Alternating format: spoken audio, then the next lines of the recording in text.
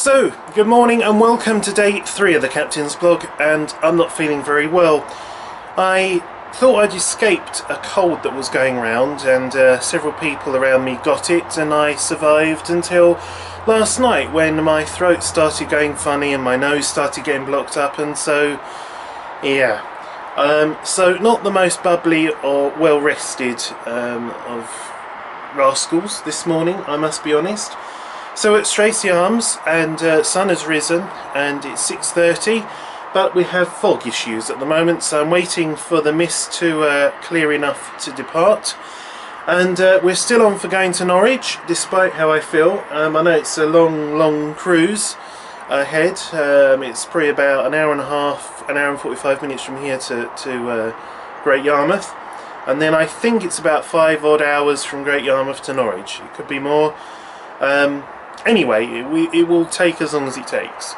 6:30, slack passage time for Breydon Water 7:53. So we're going to be sort of past them, but so after slack, but before the flood tide comes in. So should be work out quite well. So that's really it. So today maybe a little less talking to the camera, but I'll see how I feel as I go along. But for now, I'm going to wait for the fog to clear and get underway as soon as we can and head for Great Yarmouth. So not long past 6 Mile drainage mill on our starboard side, and then just been following the straight course of the river here, and look at this sun. Absolutely amazing. That is exactly as I see it through the naked eye. The camera is not lying. Absolutely glorious. Just gonna let you take in this as I do as well.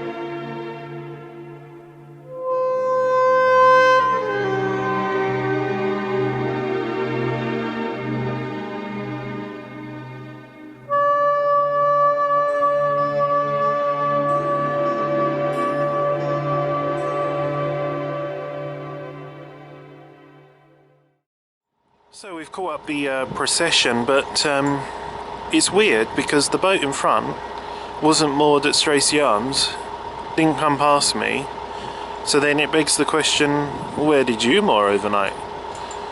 So anyway, there's him, and then there's a Haynes kind of sedan in front of him, and he was moored at Tracy Arms with his buddy in an identical boat, so that would mean that probably his buddy's in front of him.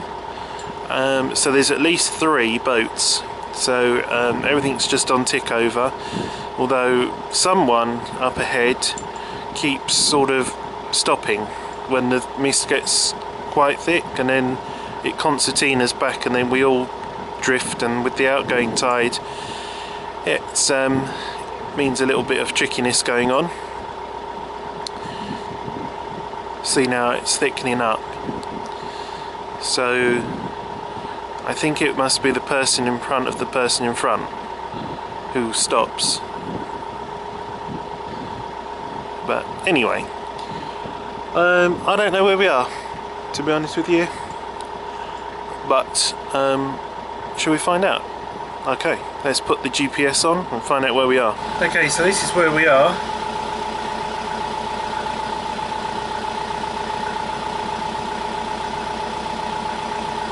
So there's some posts just starting up here.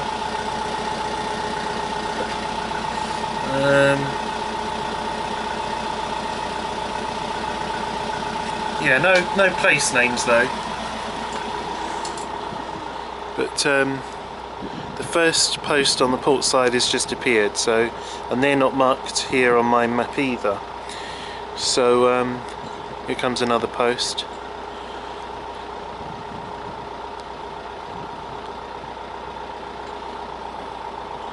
I think we're pretty about halfway.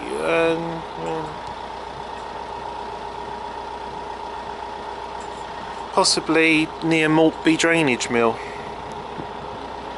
Either will be coming up to it, or it was the one that we passed before I put the camera on. Hello, everyone's speeding up again now.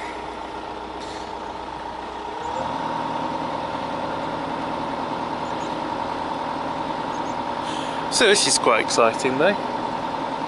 Breydon Water's going to be bloody interesting. I've crossed that before in the mist like this, and it's, you know, trying to spot the posts. In fact, if it is like this, you know what? I don't think it'll be open. I think the BA will have maybe, you know, put a closure on until the mists. Certainly for hire craft. So we'll see when we get there. That's something I didn't think about. Anyway, more as it happens. So you know, the last time I came down the River Bure down to Yarmouth was stood on the foredeck of the Corsican as a fog lookout, damp with all the water droplets of the mist, and my legs killing me. This time I've come down here, I'm also having to stand up all the way down here, and this is just the first part of the journey. You know, we've got a long way to go today, but I wanted to kind of talk to you guys about crossing Breydon, generally speaking, because there's some people that have never crossed Breydon Water and fear crossing Breydon Water. You know, it's like, oh, working out the tides, what if I meet big sea-going boats going really fast and dealing with their wash. You know, all these kind of things. And so what I think is, don't worry too much about crossing Breydon Water as long as you put your common sense cap on and do your homework. So for example, last night I sat down quietly and I worked out the tides. Now I used 3 different sources of information for working out the tides. I used my skipper's handbook on board the boat, I used shorebase.co.uk's tide table, and I also used a booklet produced by the Broads Authority. Now admittedly I did kind of cock up with the Broads Authority thinking, well, that's an hour out, but you have to add an hour for Great Yarmouth, and then it all became clear. So that's how come I know, roughly speaking, that slack passage time for crossing Breydon Water is 7:53 this morning, and that means that an hour roughly before then, at 6:53 AM, would be low water. Now low water is when most of the water from, if you're coming from the direction of Acle, the Thurn and the Bure has emptied out down the Bure and into the sea. But it's still going to be going out, just not quite as fast as it was when it started. There's some weird sort of things that can happen, like it did last night for example, when the surface of the water, reeds and foam on top of the water was going out towards Yarmouth, thus falling, yet the boat was rising and the tide underneath was actually coming in. And the rivers do this sort of weird thing sometimes. But as I said, if you get the times right, so 7:53, then as long as you're going to be around that ballpark figure, 8 o'clock, 8:15, 8:30, you know, you're not going to do wrong. You're going to have plenty of height under the bridges to get through, and because it is low water, you're not going to encounter so much chop if it's a bit windy, because there's physically not as much expanse of water, the mud banks are exposed and so on.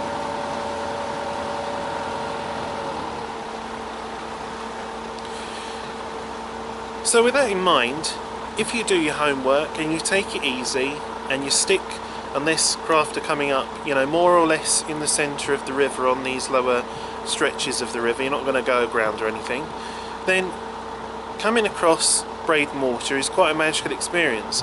The thing that put me off, and indeed my family, wasn't the fear of Breydon or tides and so on. It was simply about, it's a bit of a slog.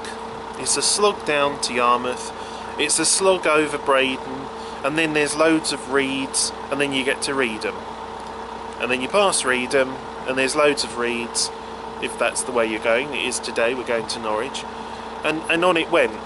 But there are beautiful stretches, for example Beccles, and going down to Alton Broad, absolutely amazing scenery. Equally, once you pass Cantley, again the reeds sort of start to dissipate, and greenery, and the more you go towards Norwich, Bramerton Common, absolutely glorious. So it's worth it just past the little bit of sloggy bit. And also it's quite nice because when you're coming down to Breydon Water, it's an estuary after all, so you get a lot of bird activity, a lot of sort of a real feel of a coastal environment. You can smell the brackishness, and the sea is close, and I think as an island nation, being by the sea is something we probably all enjoy. At least I do.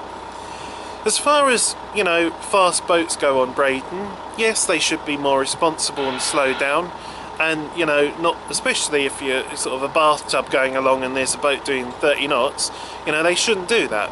That's a very good point. But take precautions for the idiots. So what I've done is all the bits and bobs that could fall over and break, I've put away. And I've put things like my coffee mug in the sink already, and, you know, a glass that I had out as well, so it can't sort of fall off and break if I do encounter someone doing that. And that goes again for your personal belongings. Just do that, and then if the worst happens, steer into the wash and it will break over your bow, not meet it beam on or side on, and you'll be alright. It'll be a bit rocky, but I find it quite exciting personally. But it's not something to sort of, you know, worry and fear about. Just think, oh, bloody wanker, you know, you should have slowed down. Of course, some people might think, yeah, come on, give me some more wash, let me crash through this wake, kind of thing. It's all sort of relative, I suppose. But anyway, we're not too far from Yarmouth, and I've got to be careful. I can't just go straight through. I've got to check the bridge height. This is a tall boat. I'm sure I'll be fine, but I need 8'6". So the adventure continues. The mist is constantly getting less and less as the sun is getting more powerful. There's not a cloud in the sky, so I think it's going to be a lovely, warm, sunny day. It's Monday the 23rd of September, and despite having a bit of a cold coming on and a bit of a dodgy throat, I'm actually feeling really good. So I hope you're enjoying the blog so far. There's plenty more to come. So as you can see, we're in the outskirts of Yarmouth now, and some pesky person in front of me is cooking bacon. I can smell it. It's awful. It's so unfair. Got breakfast on the go and I'm steering and I can't. Oh, it smells lovely. If you had smell-o-vision. Oh. Anyway, so yes, it's probably about a quarter of a mile from the yacht station, don't know if you can tell that there's still quite a lot of mist, but it's a lot thinner than it was earlier, and you can actually start to feel the warmth of the sun, so that will be burning things off shortly. So more as it happens. Well, look at that, just like when came down here and with Broad Ambition and the Corsican to get out to sea, and the fog just cleared magically. It has just cleared, gone. Just here, the wind's got up, and yeah, it's amazing. Just no fog whatsoever at all. So as you can see, we're really close now to actually the yacht station approaching, and then it'll be through 2 bridges and then down and across Breydon Water. So feet are a bit achy standing up. The time is 16 minutes past 8. Everybody's sort of on their way to work in Yarmouth.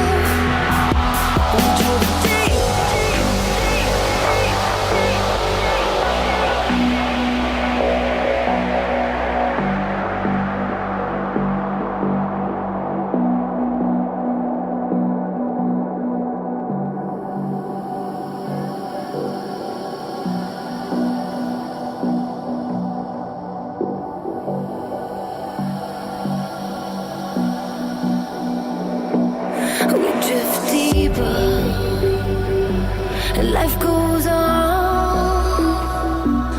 We drift deeper, drift deeper. We drift deeper into the sound, and life goes on. We drift deeper into the sound, feeling strong. So bring it on, so bring it on. We drift deeper into the sound, and life goes on. We drift deeper into the sound, feeling strong. So bring it on, so bring it on.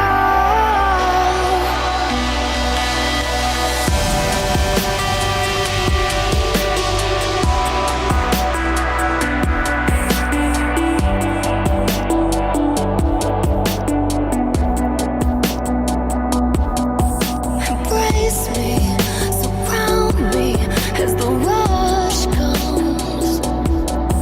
Embrace me, surround me as the rush comes. Embrace me, surround me as the rush comes. Oh, embrace me, surround me as the rush comes. Embrace me, surround me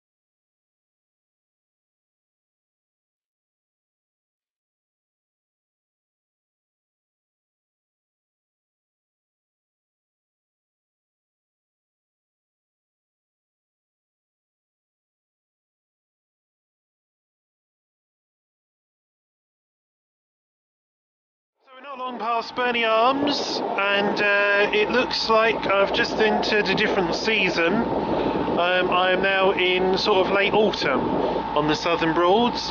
It's grey, bleak, chilly and damp.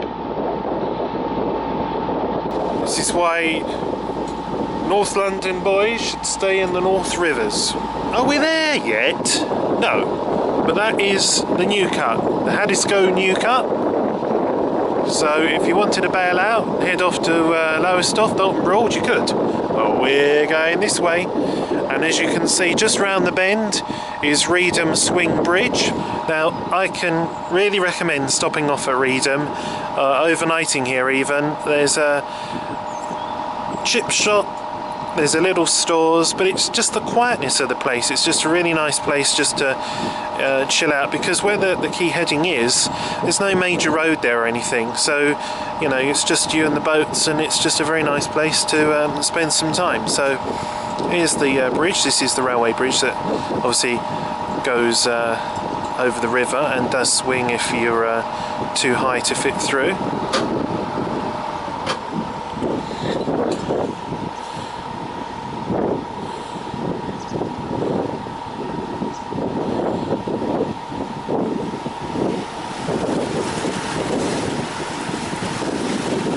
There's a pub on the right hand side, the Ship, which looks very pleasant. And then just along here are the private moorings, and then you can see where the public moorings start. Also Sanderson Marine, hire yard, long established, is along here. One of the few sort of survivors, if you like, of the times when countless southern-based boatyards, you know, disappeared. They carry on doing their thing. But I hope you can just tell what I mean about this place. It's very pretty.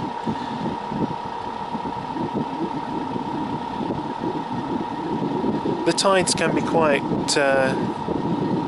not the tides so much, you know, but the currents can be a bit vicious through here, so you have to be careful. There is a manned ranger at the quay to help with advice, tying the lines up. You can get water here as well. There's 2 taps. I think it's £1 for a fill-up. It's also a good stopping off place if you're going back across Breydon Water to wait for the tides to be in your favour. So hi guys, basically we are at Hardley Drainage Mill. You're on a suction mount tripod, so I'm all hands free.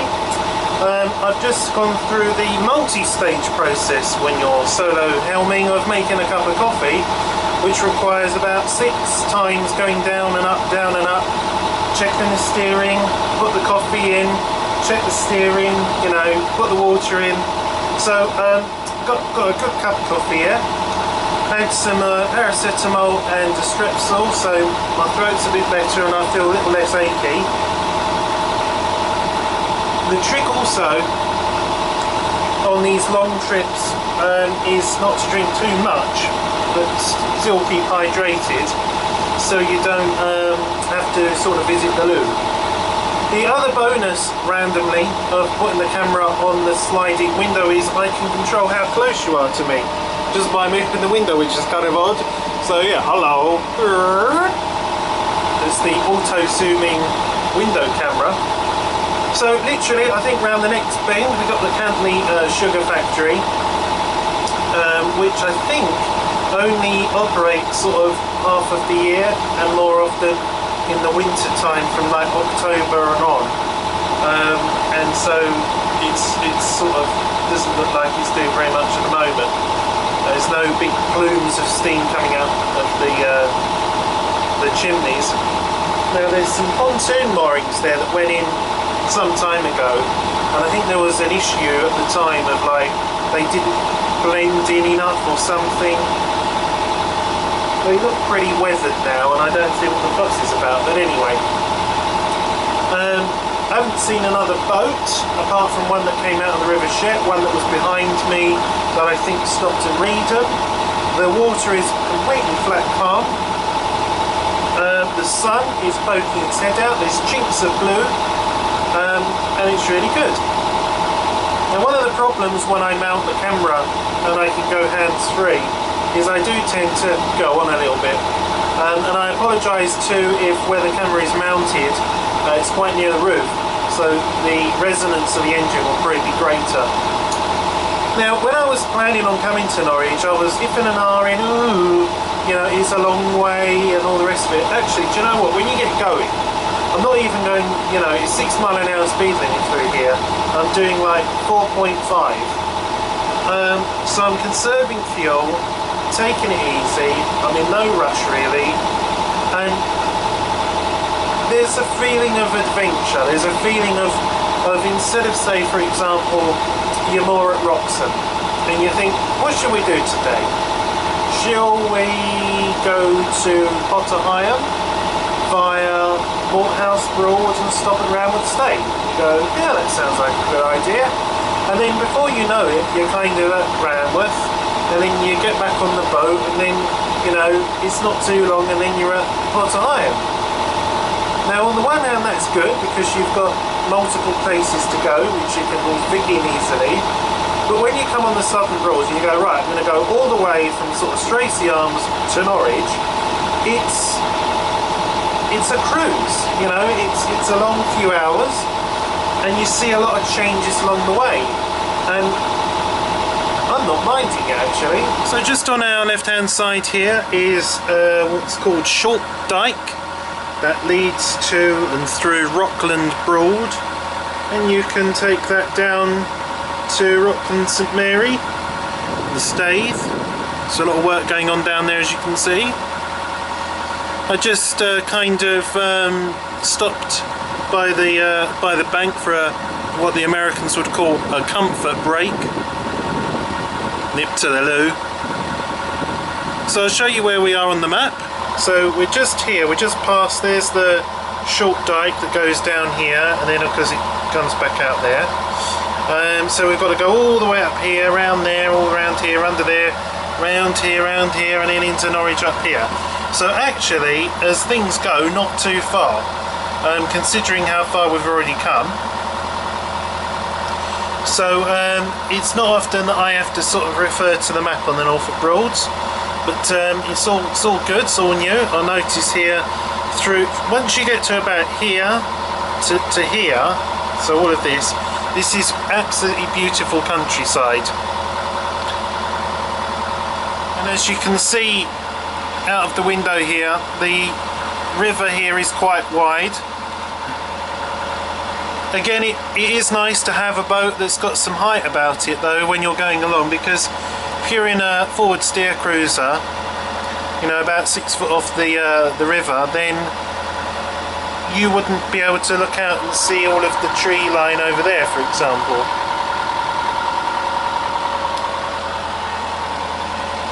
Now I wonder if this here, no, just wonder what this thing here is. Obviously, I don't know, an old pumping house, what it's called, what did it do, does it still do it, is it a pumping house or is it a monument? Can't quite see. Let's have a zoom. No, that looks like once upon a time would have been a chimney of sorts.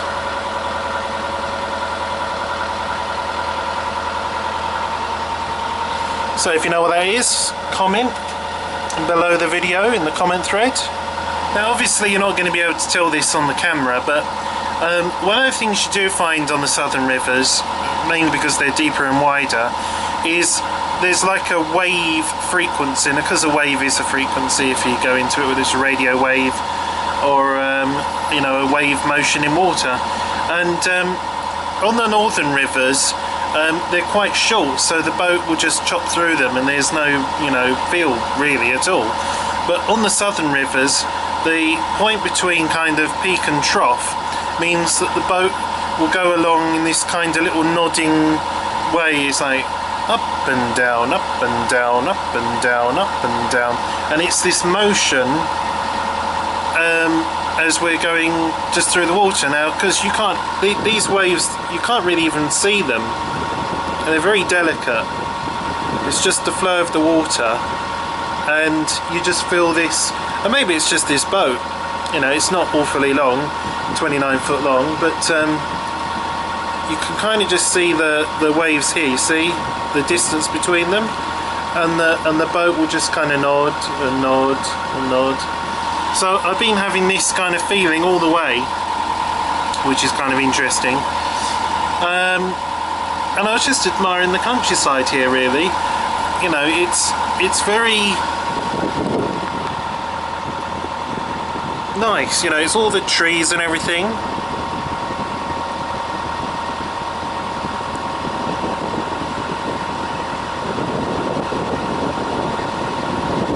One thing I've noticed on southern rivers is you don't seem to get so many informal, or what people call wild moorings, you know. I'm sure there's many to be had, but a lot of this kind of tree-lined areas, you know, there's no real bank there. And also, if you were to moor on the river, which is wide like this, and you have people go past, it might be a little bit uncomfortable. So it's 11 o'clock precisely, and there is Brundall Bay Marina. So we're just coming into Brundall. I think, I can't exactly remember when I left the moorings at Stracy Arms. It was like 6:30, 6:45 time. So that gives you an idea of how long it's taken. So 11 o'clock. It's Monday the 23rd of September. It's day 3 of the Captain's Blog, and we're just coming into Brundall.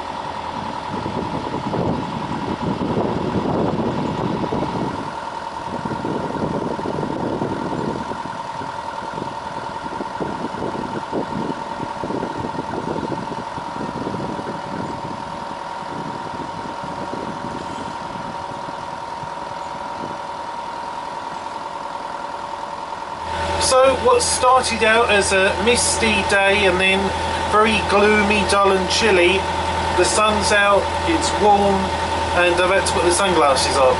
Now, we're not too far away from Bremerton Common, which is as far as I've come before on the southern Broads, but going through these winding stretches of the river, through Brundall, even before Brundall, I've been trying to work out, why did we lose so many southern-based boatyards? When you have a look at, I mean, of course, there was countless ones all across the whole Norfolk Broads that have closed down. Some of them, the owners retired, some of them just, you know, weren't making any money, and because it's a business, and packed up shop kind of thing. But it does surprise me, because it's a really beautiful part of the world down here. Now, admittedly, the distances between places of interest are longer, there's more cruising times, but some of the pubs along the river look really pretty nice. Beer gardens, plenty of moorings, the countryside's wonderful. I don't really know why it was then that more southern-based hire fleets are no longer, and the northern hire fleets sort of remained. So as if it was very, very profitable and good, they'd still be going, wouldn't they? I mean, Hart's Cruises in Thorpe, in Norwich, for example, they're not going anymore. Part of the Richardson's group that was, you know, owned them, decided, you know, we're not going to have a hire fleet on the Southern Broads. Le Boat came back, opened a base for one season only at Somerleyton. Clearly that didn't work out for them. Places in Brundall, where the real hub of hire industry was for the southern rivers, you know, that's only got, what, Silverline, Alpha Craft and Broome that have got a few of their boats for hire. It's nothing like what it used to be. and I just don't really know why it isn't, because if you came on holiday on the Southern Broads for a week and you were met with this wonderful landscape, beautiful parts of the world, plenty of nice places to go for drinks and foods, Norwich just a few hours cruise away, Yarmouth, going up to the Northern Broads and so on and so forth, wondering why it didn't work. I mean, I don't know. It's a really beautiful part of the world. It's just a shame that if you hire a boat on the Northern Rivers, it's a long way to come. There's no getting away from it. And with me and, you know, going with Richardson's boating holidays, it pays to go with them, I suppose, because they offer you a loyalty, you know, reward scheme. At the moment this year it's accruing at 20%, so you get your 6 holiday, all of those 20% of your hires added up, and that's taken off the cost of your holiday. It's what's pretty much paying for October, is that. So it pays to go with them if you want to collect that kind of thing. Maybe your boatyard of choice is Faircraft Loynes or Royals in Wroxham or Summercraft. Maybe it's Silverline Marine in Brundall on the Southern Broads. But for me it's Richardson's, I think. They're very kind, very helpful. Really good value boats. And so if you're going to go with them, it's a long way to come to here. So, you know, you've got to plan your week. So I think that, you know, I'm pleased I did come, because otherwise what would I have been doing today? I would have been, I don't know, go to Potter Hire, go to Latham's, La Farms, and otherwise generally pootle around or up somewhere in the afternoon. Whereas this has been a real adventure, and it's not over yet. We've still got to get to Bremerton and then on into Norwich, and then there'll be the hustle and bustle of Norwich, and just when it's all attacking you, all the sounds and the people and everything, you can decide, well, you know what, let's get back on the boat, let's go back into the countryside again. Anyway, I'll update you when we pass Bremerton. That'll be the next milestone. Till then, more as it happens. So here is Bremerton Common coming up, and it's a very peaceful, lovely part of the world. So this is as far as I got. With Distant Horizon 2 in April, I live streamed the trip across Breydon Water, and we ended up here simply because it got dark. So I moored up where that shearline boat is. That's the third one on the left hand side.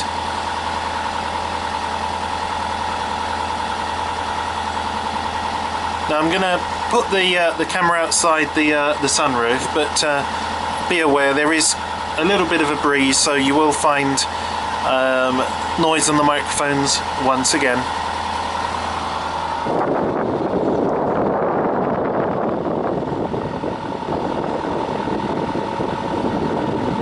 So this gives you a good idea of the moorings. There's a lovely green here where you can go for a walk, take the dog for a walk and stuff. There's also the provision of shore power if you're a hire cruiser that has that, or a privateer. You can hook up to your 240 volt shoreside power here.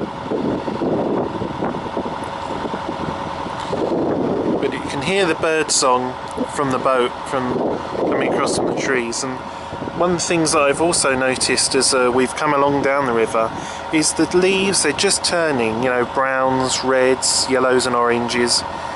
It's just a little bit too early. Maybe a couple of weeks time this would be, you know, really lovely with all the changes in colour as the autumn really comes through. So we're just approaching Postwick Viaduct. Makes me laugh, the sign saying you're approaching it, restricted clearance, and you look, there's about 23 foot, but if you're a large yacht that is restricted clearance, but we're just a little dinky 8'6". So anyway, I've just passed a rower. I didn't grab the camera in time, just a single rower, but you know, they certainly move quickly and they are very low down. So and what with the oars sticking out, you have to give them a wider berth than you otherwise might think. So first real signs of civilization, all the cars and the large bridge there. Why is it called a viaduct, I wonder? It's a large road bridge. Maybe there was once a viaduct here, I don't know.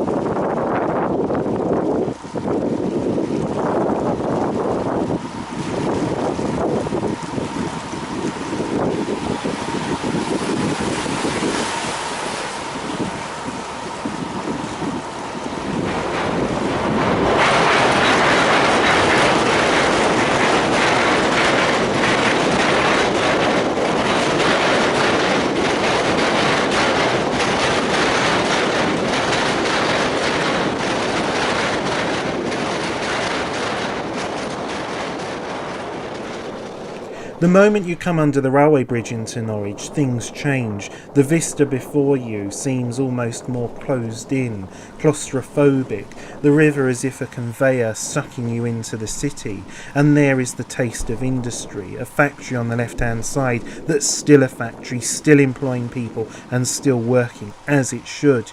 And it looks grubby and it looks industrial because that's what it is, and that's where Norwich, of course, grew from around the river. It hasn't all been polished and cleaned and gentrified. There isn't just memories of what once was. The factories, although few and far between, are hanging on and showing what it was all about once upon a time. Yet on the right hand side, the coach park, the wasteland that once was a building, and the property developers with their space-age aluminium-clad Lego brick almost built housing, as if they're experimenting putting it here, tucked out of the way, no one can see. And the people that choose to move in there, their view either of the coach park, the football stadium, or the industry that's in front of them. It's not the idyllic, pretty, riverside sort of living that perhaps you find in other locations.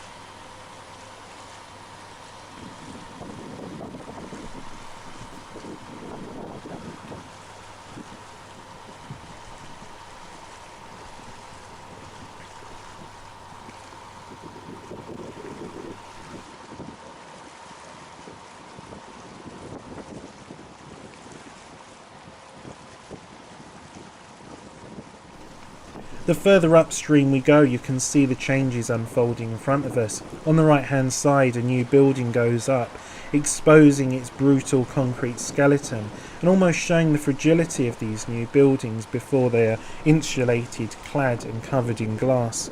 Yet on the left hand side, one of the derelict wharves waits, showing us what once was, strong and bold.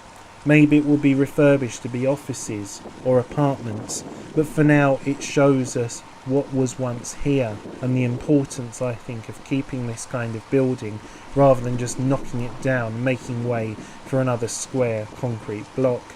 You can see further down on the left hand side where the old was kept, refurbished and repurposed, and I think that's good because you can keep what was once, but you can use it for something new rather than what's on the right hand side, where they thought by cladding something in some wood, painting it yellow and planting some trees, you can bring some kind of peace and nature into a part of the city that never was green, that never was supposed to be natural and peaceful. The mind boggles. As you can see further on, another bridge, the cars hinting that you're now entering a city. There's people, there's activity, there's more modern grey and white buildings. These sadly show where once famous and old buildings and factories once were, where they've not repurposed them, not refurbished them, they've simply got rid of them and built whatever the architect fancied at the time.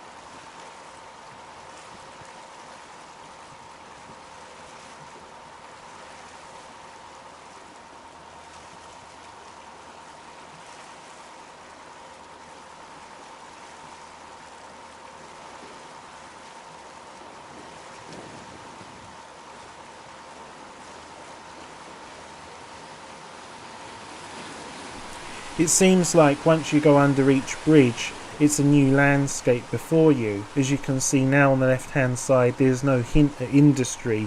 We've got apartments with their fake balconies and underneath them car parking. And yet on the right hand side, weeping willows, manicured gardens and nice walks along the river. Do they really go together?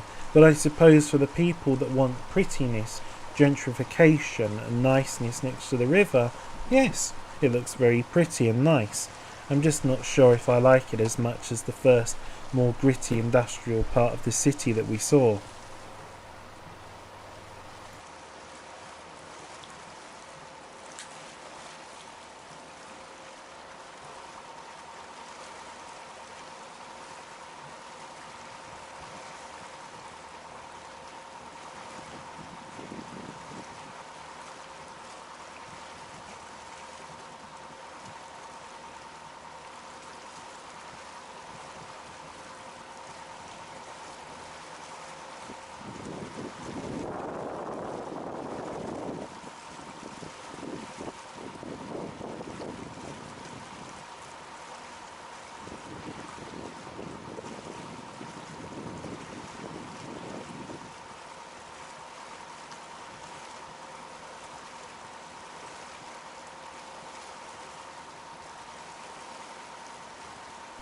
And so as we come under another bridge, again the architecture changes, the scene before us is different.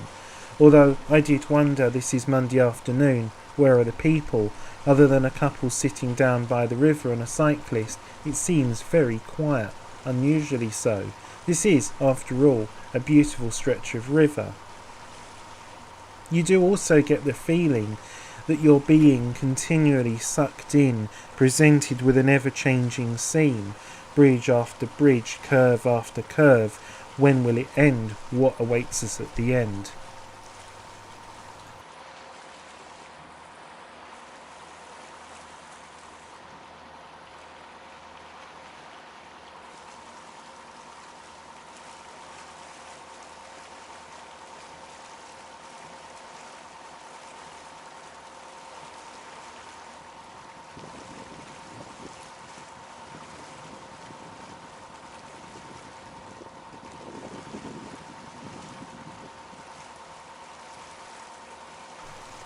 Just when you were thinking that perhaps all of the old had been removed and replaced with these new buildings, there is some of it hanging on still, literally, trying to be taken over by nature, as you can see here on the left-hand side, gently rotting a derelict building, reminding us of the past once again.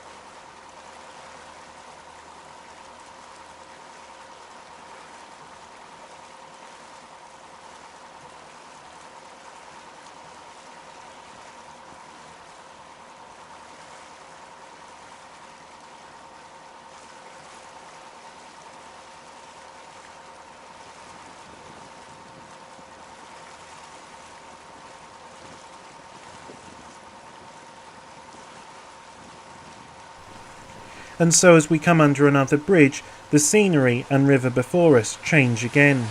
The river suddenly widening into an almost basin-like area where perhaps larger craft of the past were turned, for the bridge we've just come under is certainly the last one that lifts. Yet round the next bend the river will once again narrow, and we'll be presented with two very strange craft. The first, a large floating shed-like structure that serves as a Thai restaurant, and in front of that, a Royal Navy craft, thoroughly stripped, that I believe serves for the Sea Cadets.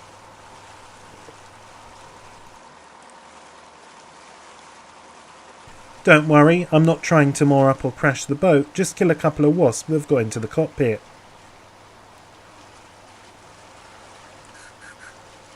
The wasps having been dealt with, it's time to get back on course and line up for our last bridge that we're going to be passing under.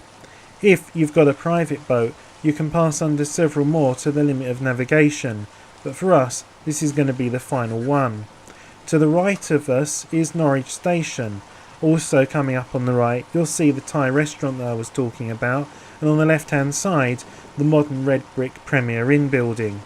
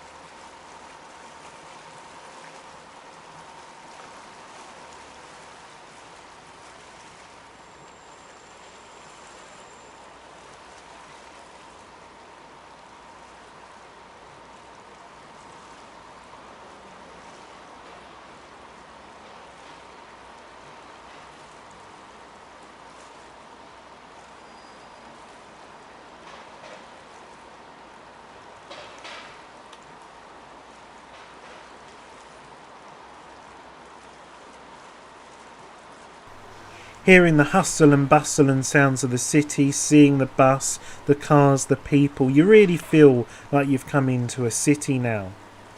Just after the bridge here on the right hand side, you've got Norwich Yacht Station. You can get a pump out for your boat, there's toilet facilities, water, refuse disposal and even showers. £5 is the cost for daytime mooring until 6 p.m, and if you're using the showers they're £1 extra, £12 for overnight mooring. Having entered this city via the river, it feels really special, a different way of coming somewhere, and also the changes that you experience along the way, having passed the industrial feel, the history of the place, the new builds, the new apartments, and then coming here now to a almost Victorian terrace-lined street with the trees. It's a real difference around every corner. It's almost as if the adventure, the journey into Norwich was over too quickly. But for us now, it's time to turn the boat round, come into moor, and then head off into the town.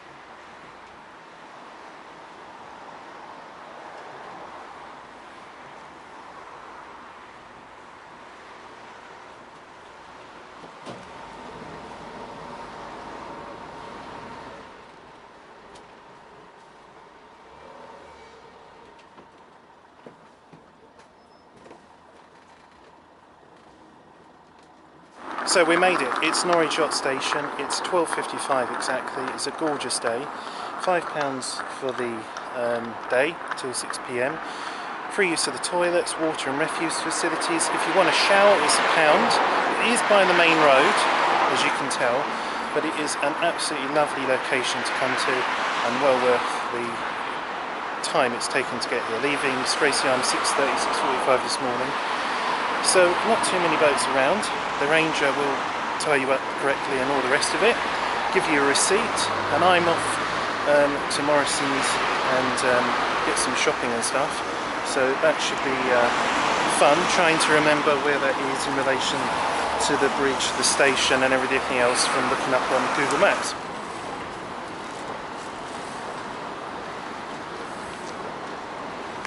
So you saw the yacht station, that's the bridge, that's the railway station, and I think that Morrison's is down this road and curving round. And I already know that if you go over here, you go on the left hand side is Budgeon's. So, welcome to Norwich. Let's be responsible and press the button. Recent reports suggest that most of the traffic lights at junctions, the buttons are just there for show and they don't actually do anything. So just entertain yourselves watching traffic. It's quite a culture shock from the rivers, you know, all the countryside and everything, to suddenly this.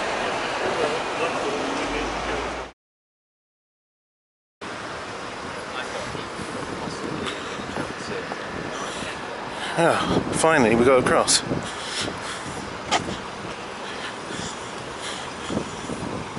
So here we are. It's not just Morrison's, Matalan, Next Books, Peacocks, are they still open? Outfit, Mamas and Papas, Argus Clark's, Hobbycraft, Costa, Coffee Warehouse, JJB Sports, Curry's BC World, Poundland and H&M. Oh, it's retail heaven. All I want is provisions. So if you thought that we came to Norwich to have a look at the fine city, the cathedral and so on, then think again. I got up at 6:30 or 6 o'clock, 6:30 departure, just to get some shopping. Walk all the way here to Morrison's and then you find out you need £1 for the trolley. Oh, mate. I've got £1. It's wrong.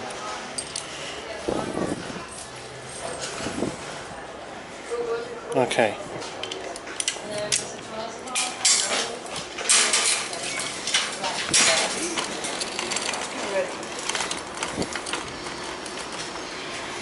That's like on that watchdog.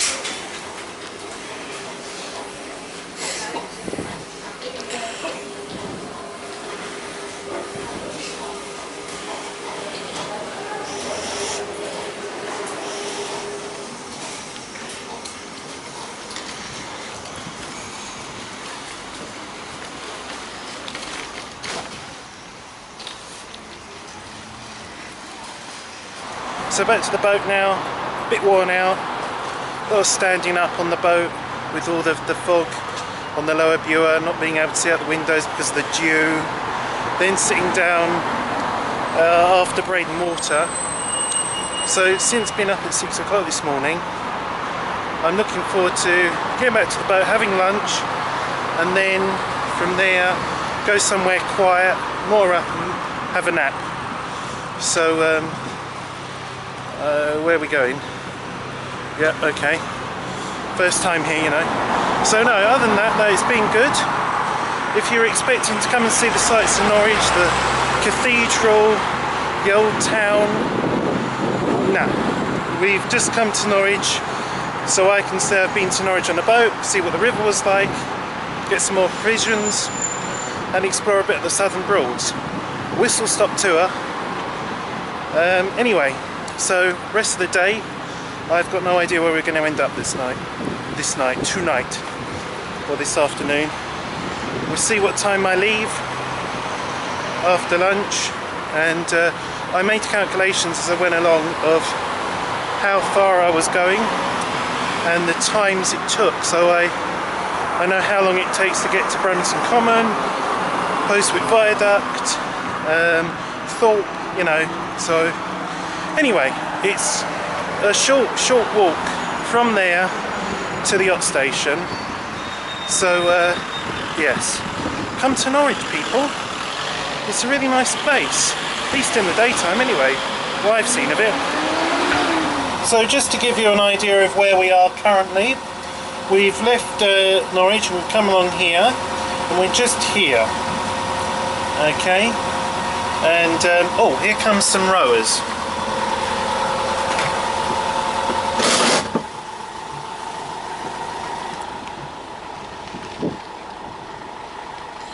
That's what I was telling you earlier about being watchful for the rowers, especially also their oars.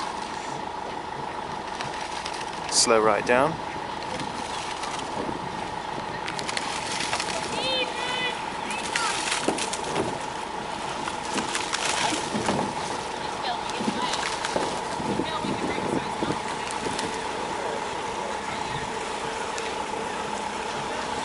Too much hard work for me.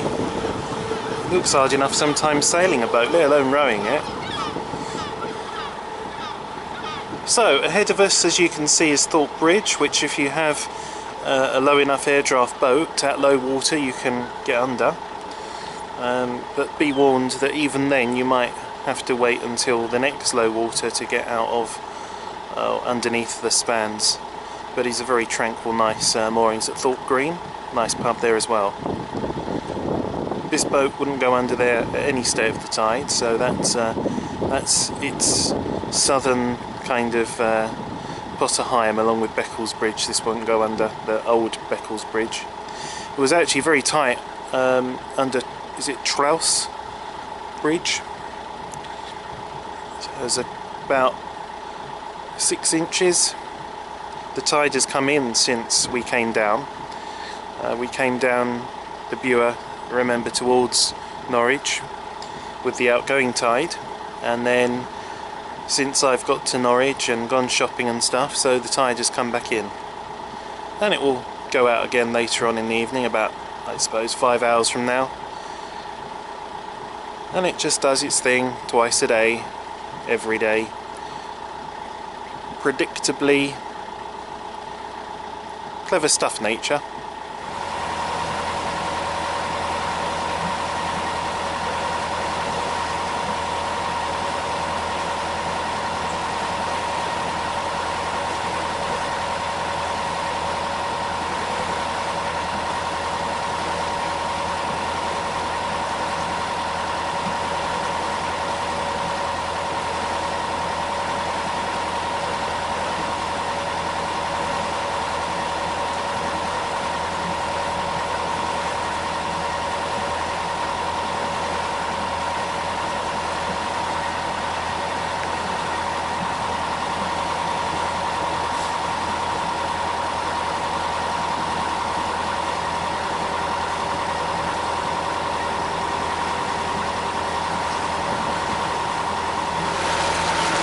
So we're just going under the Postwick Viaduct, and there is some absolutely sensational graffiti, just because in order to get it up there they've had to obviously like erect scaffolding or something. I don't know if you can see this, but I don't know what it says, but there's your usual graffiti, and then there's like, this is the super graffiti.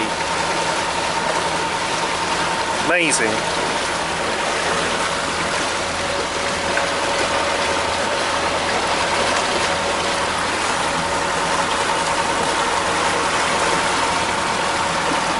So a decision has been made.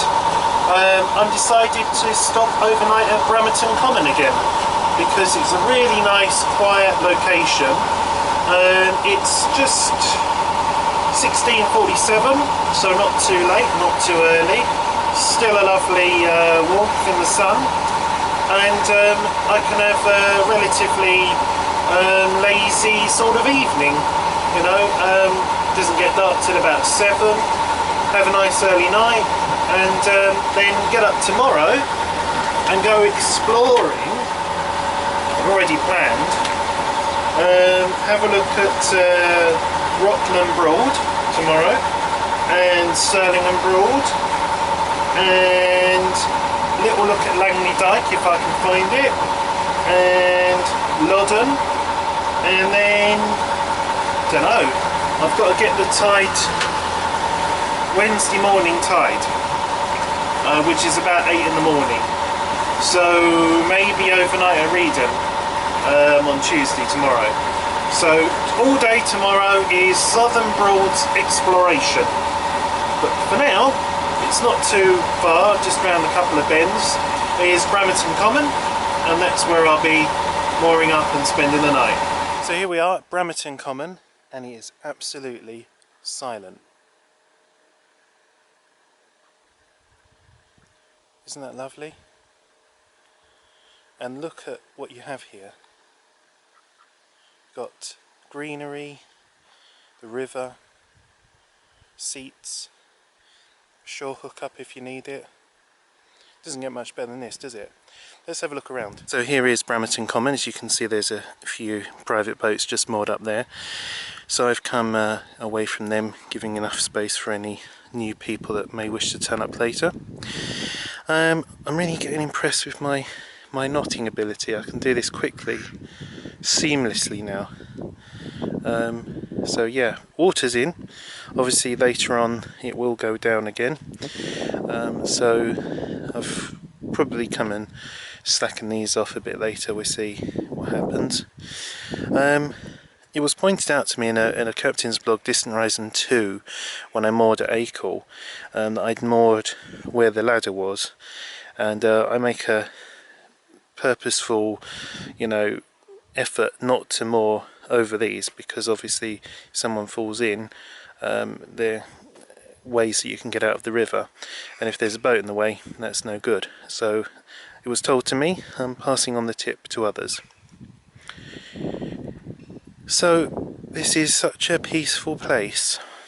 There's the Breydon.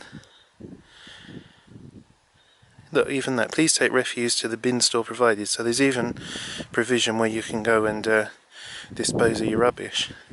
But if we just come out of the sunlight, they've got some big bloody moles round here though.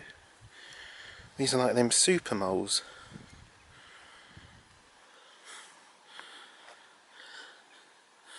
Talk about make a mountain out of a molehill, you really could here. Anyway, so basically how am I finding the boat? It's the third day. Very, very easy to handle. Very responsive steering. Quite good turning in reverse. Great visibility. Comfortable berth in the forward cabin, which when you're in the saloon you feel quite cramped though, especially at night opposite the galley. But then you go to bed and you think, blimey, it's like a really big cabin to go into, and a really nice long wide double bed. So yeah, I'm liking the boat. The only drawback is its height.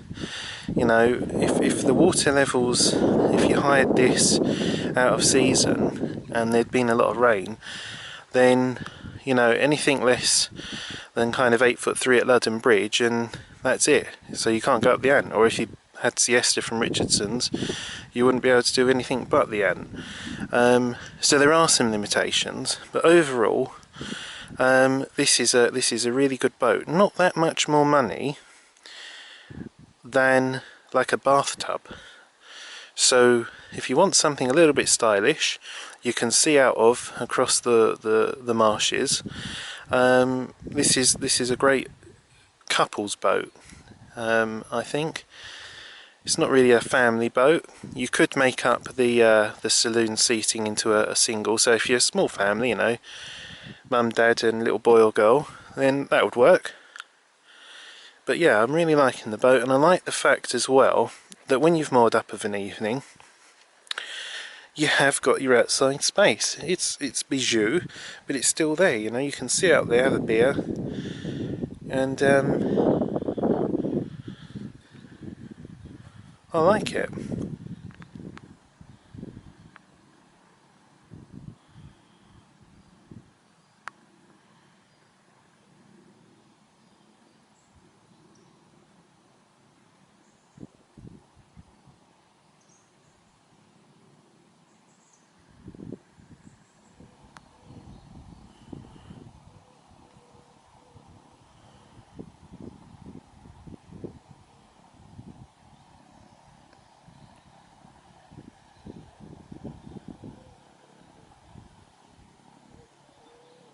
So since I'm here at Bramerton Common, I might as well just take this opportunity to talk about tides and currents.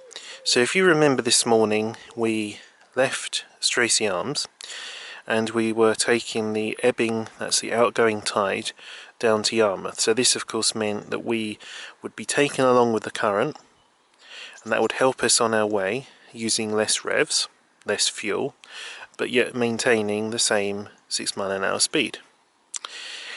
We then went over Breydon Water, and by the time we got to Breydon Water and over on the other side past Reedham, the tide had stopped going out. It was then slack water.